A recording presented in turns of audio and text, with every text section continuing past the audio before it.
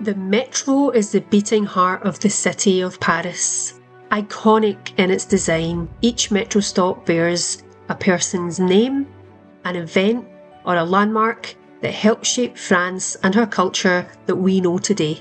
In this podcast, we will take the metro to the Enlightenment, past the French Resistance, through the Franco-Prussian War to the Revolution.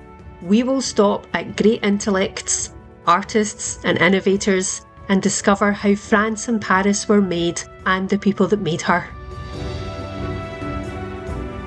Let's travel through French history, one station at a time.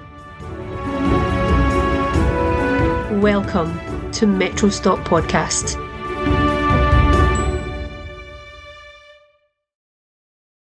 It's 1891. There is a man working in a dusty prison office, watching clerks shuffle papers, doing endlessly repetitive administration tasks. Georges Courteline turned banal, everyday frustrations into comedy gold. With a pen as sharp as a dagger, he skewered bureaucracy, mocked domestic quarrels, and exposed the ridiculousness of human folly. His humour wasn't light, it was biting, cynical, and unforgettable. Courteline didn't just write plays.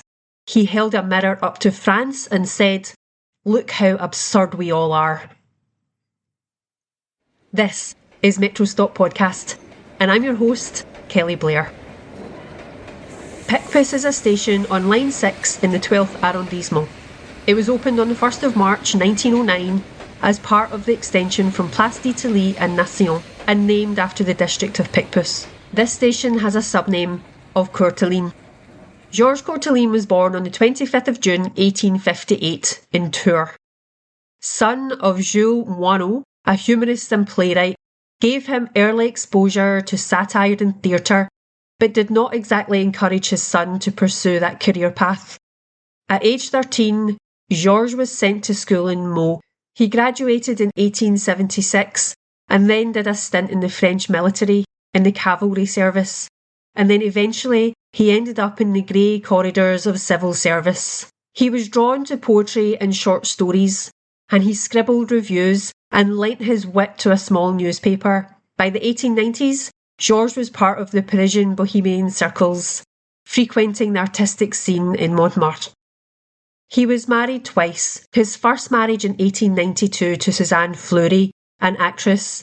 She was known as Bertie, and together they had two children, Lucille Yvonne, born in 1893, and André, born in 1895. Sadly, Suzanne died in 1902. He married a second time in 1907 to Jean Bernheim, also an actress.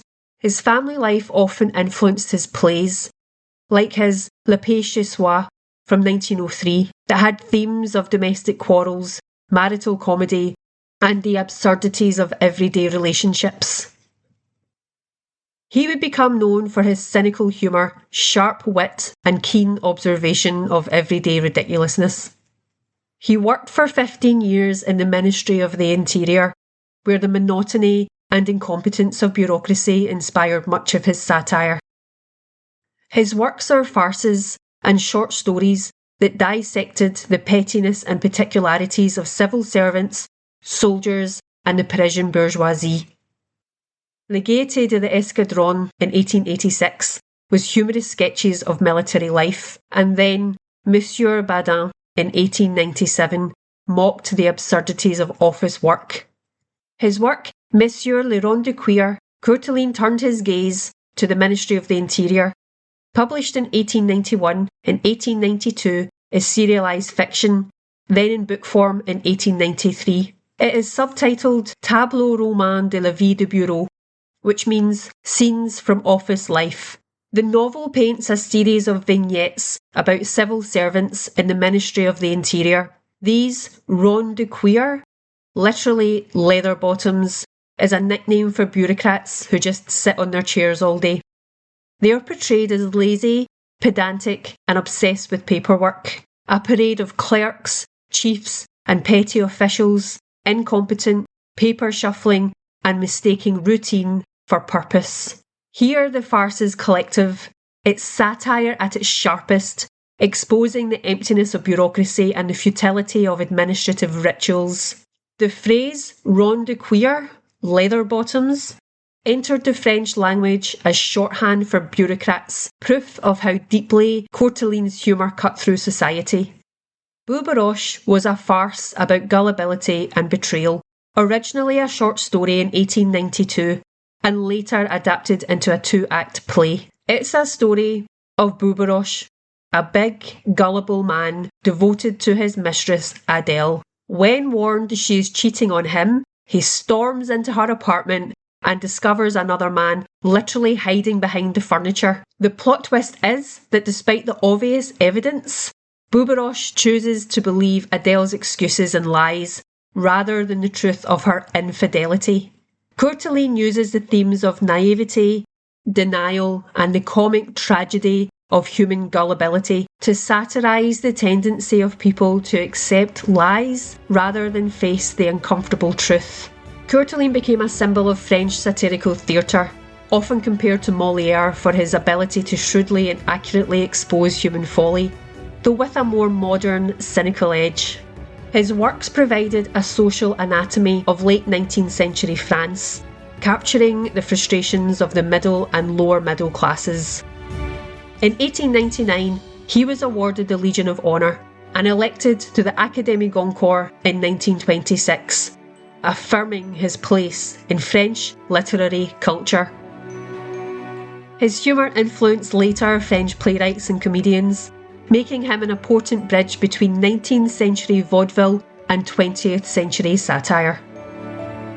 He died in Paris on the 25th of June 1929, his 71st birthday, and he was interned in the Père Lachaise cemetery.